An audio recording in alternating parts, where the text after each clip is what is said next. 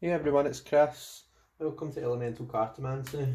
I'm popping on today to do, it's kind of a VR, but I'm kind of putting my own spin on it. So if you follow my channel, you'll know that I did the VR to Kelly Bears top 5 decks that I can't live without very recently. I think it was either last week or the week before. And you know, the one of the tags that's really kind of popular this week is top 5 tarot decks for 2020. Now, I feel as though it'd be quite repetitive of me to do that tag for tarot decks because essentially it's just, you know, it's almost the same as the one that I did last week. But I thought what I could do, what I've not kind of really done so far, is talked about non-tarot decks. So this is going to be my top 5 non-tarot decks for 2020 as kind of a VR to Simon. And I just kind of wanted an excuse to talk about my non-tarot decks. Okay guys, so these are kind of 5/6, to be honest, decks that I've been working with in 2020. Now the reason that I've kind of got 6 here is because there are 2 decks that I work with as one deck. I put them together and I use them as one deck. So I'm counting that as one of the 5 slots. The first deck that I'll mention is the Ciro Marchetti Gilded Reverie Lenormand. To be fair, I haven't worked that much with this yet, but I do fully intend on learning how to read Lenormand cards. I've got plans to join Kelly Fitzgerald's Lenormand reading class, and yeah, I've kind of been looking at YouTube videos on how to read Lenormand cards. This is the only Lenormand deck that I've got, and you know the images are stunning. It's, you know, it's classic Ciro Marchetti, and the images are really kind of vibrant, really nice. It doesn't have the titles on the cards, which perhaps as a beginner, you know, for some cards can maybe be a wee bit challenging, but that's not difficult to get around. You kind of get used to them, and most of them are obvious, like the ring, the house, you know, the birds. But yeah, it's just a really kind of really nice deck. Reads really nicely whenever I have tried to read with it. I'm by no means proficient at reading Lenormand, but when I do try and read with it, it does read quite clearly, and yeah, I just really enjoy it. So yeah, this takes slot number 5 for me. So that's the Gilded Reverie Lenormand by Ciro Marchetti, and this is the expanded edition that I've got. So I'm just working with the 36 normal Lenormand cards just now, but perhaps potentially when I get more comfortable reading Lenormand, I will introduce the other kind of expanded cards. They've got this lovely gold gilding on it. They are high gloss, but I quite like it because I like cards that kind of slide nicely off one another. They do shuffle really nicely as well. And Lenormand cards are typically really kind of quite a bit smaller than tarot. And I've got quite big hands, so I do quite like big cards, but these are a nice size for me to work with, I feel. So that's position 5. Now the next position 4. If you've been watching my channel and if you've been watching the lives that I've been doing with Justin lately, you'll have seen that I've been doing a fair bit of playing card reading lately. I'm really kind of starting to get into playing card reading, and again I'm planning next year on taking Kelly Fitzgerald's playing card reading course. So the space number 4 is taken by the Samuel Hart playing cards. So these came, when you get these, the corners are pointed, they're not rounded. I rounded them because it was really off-putting to me having the kind of jaggedy pointy corners. It was hurting my hands when I was using them, and I just, as much as I liked the aesthetic. I like looking at pointed cards, you know, when I was looking at people's YouTube videos and stuff. I just didn't enjoy working with them. So now that I've rounded them, I enjoy them a lot more. So the cards for me are really nice. They don't have the kind of numbers. They only have the pips on them, which I really enjoy. Let's see if I can show you some court cards.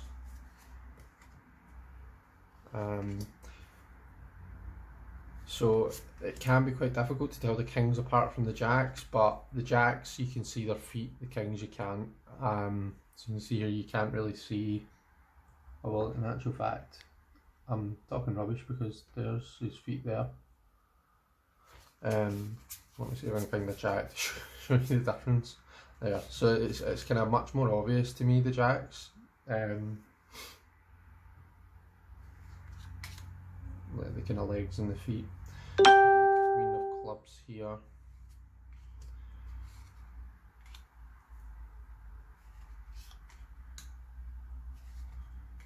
They've got this kind of a, I don't want to say stained effect, that's not a very nice word, but if I kind of hold them closer, you can kind of see they're kind of almost like a kind of dirty effect, you know.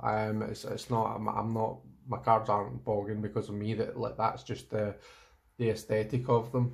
I really enjoy it. It's really nice. Look, the aces, it's just such a simplistic deck, but it's really kind of powerful for me for reading cards with, for playing cartomancy. So yeah, this is position number 4. There's another one of the jacks. It does come in your kind of standard kind of tuck box. Nothing much to say about that really. But yeah, I'm enjoying this very much. So position number 4, the Samuel Hart poker deck, 1858 Samuel Hart poker deck.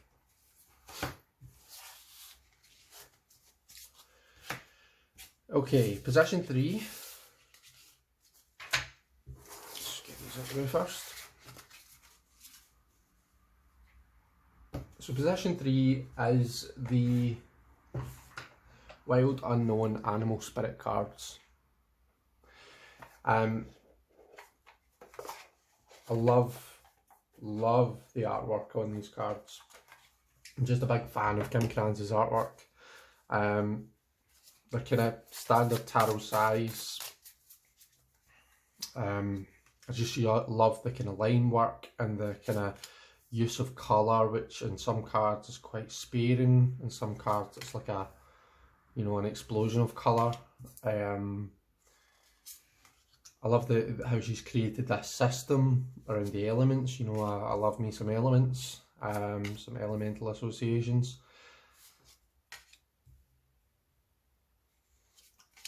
The guidebook for this deck is really well thought out and really good. These are the backs here. I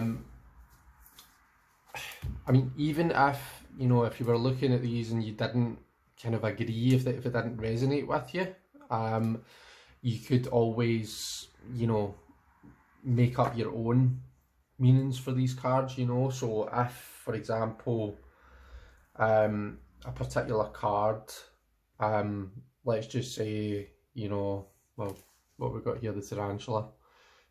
So at a crossroad, claiming life's purpose. It represents a moment when a great decision must be made.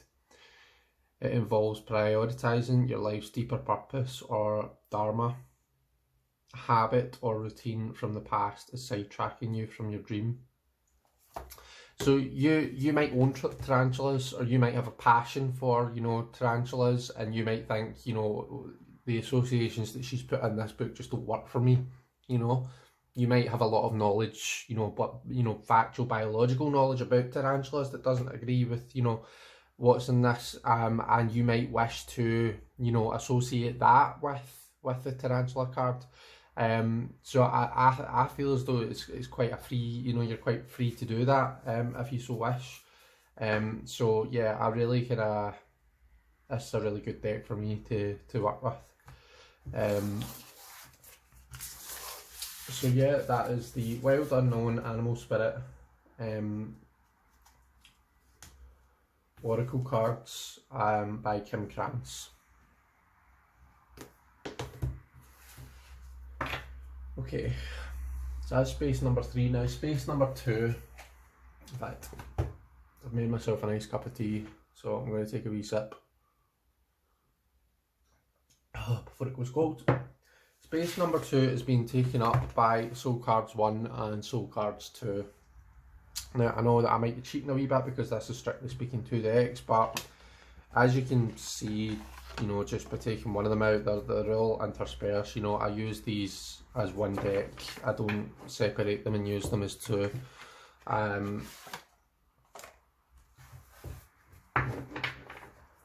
So these are the backs. I think it's Soul Cards 1 has got the blue back and Soul Cards 2 has got the kind of purple back. It's quite a meaty deck to deal with. You know, when you put them together and make one deck as a really kind of thick deck, quite sizable. But like I say, I've got quite big hands, and it works for me. The images are absolutely stunning, and I just love how they don't have their kind of, they don't come with meanings. You know, you essentially you devise your own meanings, just depending on what hits you at the time. You know, obviously it can depend on the question. You know what you see in these cards, but just the pieces, the works of art. So they are, they just speak. I feel so they just speak to my soul, to be honest with you. I suppose hence the title, Soul Cards. So yeah, I just love these cards. It's really nice for like kind of meditating on, and so I'm trying to make sure that I'm not. I'm actually out of shot, aren't I? So yeah, I'll stop putting them down then. But I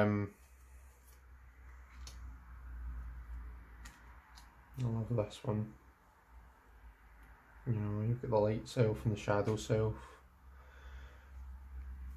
A lot of us spend a lot of time trying to kind of suppress the shadow self, and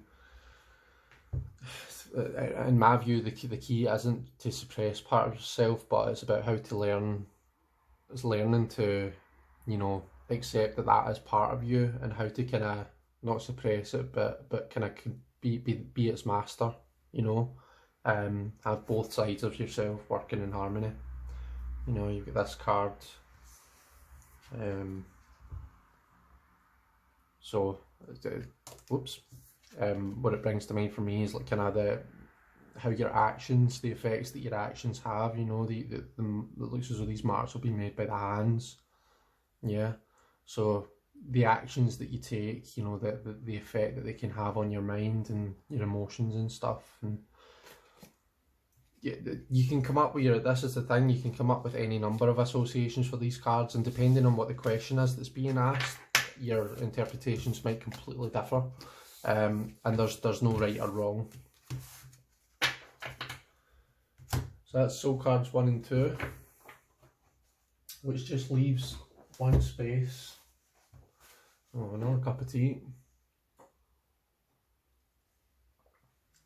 So space number 1 is being taken by none other than the Taupe Witch Oracle, or as I like to call it, the Zoracle.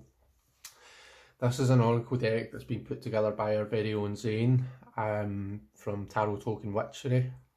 I've always got to think about whether that's his channel name, because I've got a habit of nicknaming him something different, but Zane from Tarot Token Witchery. He put together this deck from royalty-free images that he found online. It's an 80 card deck. It's standard tarot size. It's been made on Make Playing cards on the Superior Smooth cardstock. Cardstock is delicious. Smells really nice. It riffle shuffles really nice. It overhand shuffles really nice. These are the backs. I keep it in this. It's actually it's an old Tia Maria. It's like a black silk bag, but I've actually had this bag since I first started reading cards when I was a kid. I used to keep my very first tarot deck, which I don't have anymore. I used to keep that in this bag. So this is a special bag for a special deck.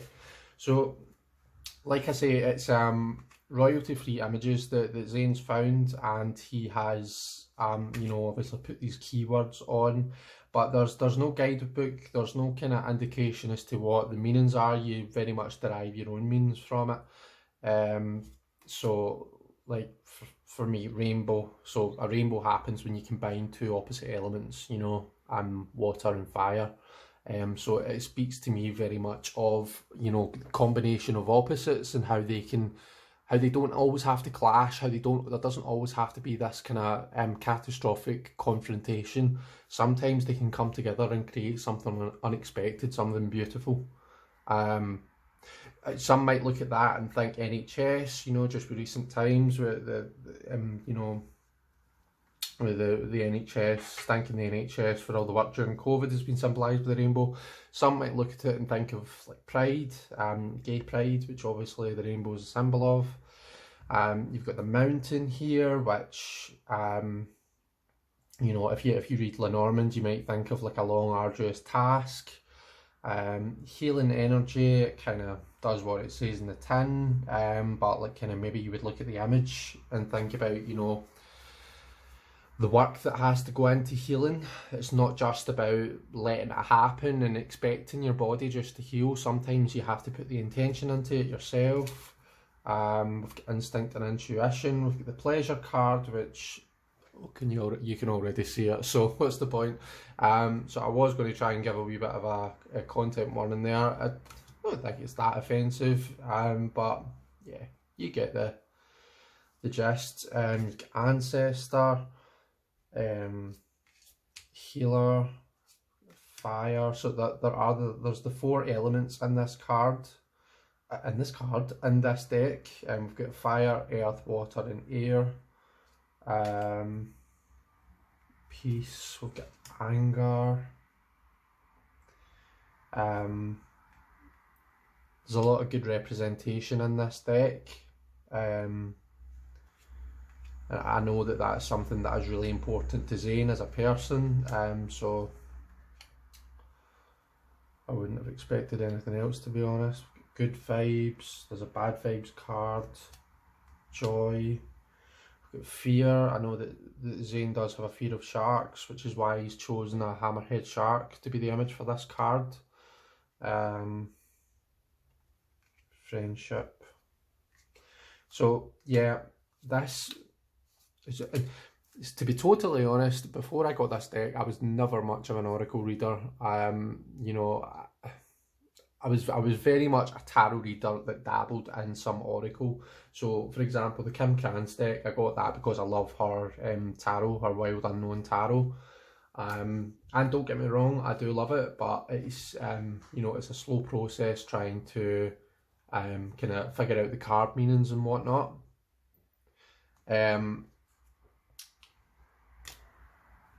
But this just spoke to me as soon as I got it. There was no kind of getting to know it process. I seemed to get it and just be able to read with it. Like a really kind of strong, powerful readings right away. Yeah, I just love it. If you were to take all my tarot decks away, then this would probably be my favourite deck to read with, because I can use it like I use a tarot deck. Just everything about it. And it's funny because before I had this, again, I would never have thought of myself as being able to read with a photography deck. It's not really my usual aesthetic. I very much prefer you know, hand drawn or hand painted art. But yeah, this is just, it's just something else. So you can see we've got the kind of Black Lives Matter flag for justice here. So yeah, that is the Koff-Chapin Oracle, or the Zoracle. If anyone wants to see a more detailed walkthrough of this deck, you can see a kind of card flip through on Zane's channel, Tarot Talk and Witchery. He's done a flip through of it. I know that this deck is available to buy on Make Playing Cards. However, I believe that Zane has since I got this, this was like kind of the first edition that I got, and since I got it, Zane has updated it. So I think the backs are different now, and he's changed up a few of the cards. So you won't be able to get this edition, I don't think, but you will be able to get the Taupe Witch Oracle. But if anyone wants to see another kind of a walkthrough of it, where I maybe kind of talk about my, you know, associations and how I read these cards, then let me know. I'd be happy to do one. But definitely check out Zane's video on his channel. Okay, so that's us. That's my top 5 non-tarot decks of 2020. These are the decks that I've enjoyed working with the most, the non-tarot decks I've enjoyed working with the most in 2020. That just leaves me to say thank you very much for watching. I hope everyone is having a great Saturday, and I hope you have a good rest of your weekend. Take care, guys, and thank you for watching. Bye bye.